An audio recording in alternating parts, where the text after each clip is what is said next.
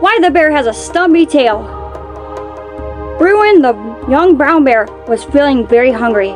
The earth was hard with frost, so he could not dig up any roots. The day before, he had finished the honey he had found in a hollow tree. Oh dear, he grumbled to himself as he walked along the shore of a little lake. I wish I could catch some fish. Just then, who should come along but Renner the fox.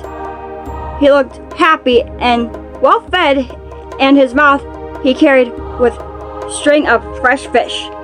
Good day, Mr. Fox, said the young bear. That's a fine string of fish you have. Can you tell me how you caught them? The truth was that the sly old fox had stolen his fish from the market. But he did not want to tell the bear that. It is very easy, he said. The lake is frozen. All you need to do is take a heavy stone out to the middle and drop it. It will break through and leave a hole in the ice.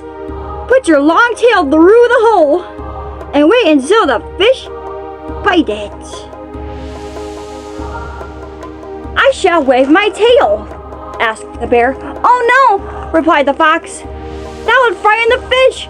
You must sit very still and don't get impatient. The longer you wait, the more fish you will catch. When the sun begins to go down behind the hill at the end of the lake, jerk your tail out hard. Give it a swing to the side. At the same time, be sure to move quickly so the fish won't have any time to let go. With a fine long tail like yours, you ought to catch more fish than I have. Oh, thank you, Mr. Fox, said the bear. He traveled around until he found a large stone, which he carried out to the middle of the lake. There he dropped it, and just as the fox had said, it broke the ice.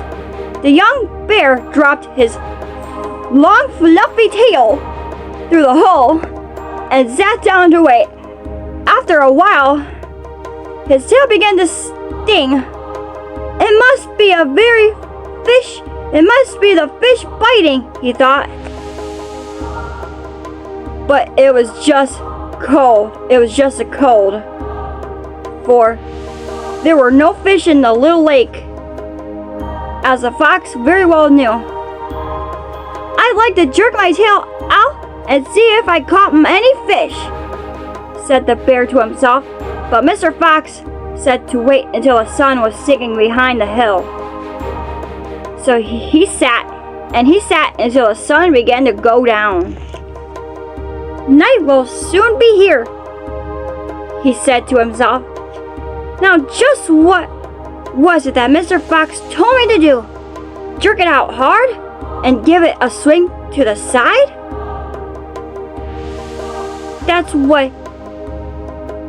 That was what he said. So the bear gave a hard jerk and a swing to the side, but the tail was frozen in the ice and broke off short. Where are the fish? Thought the bear, turning around and around. But turn as he would, there was not a fish to be seen. And there was the ice was his long tail frozen hard. I must have misunderstood Mr. Fox's directions, he said sadly to himself. I'll go and ask him to repeat them.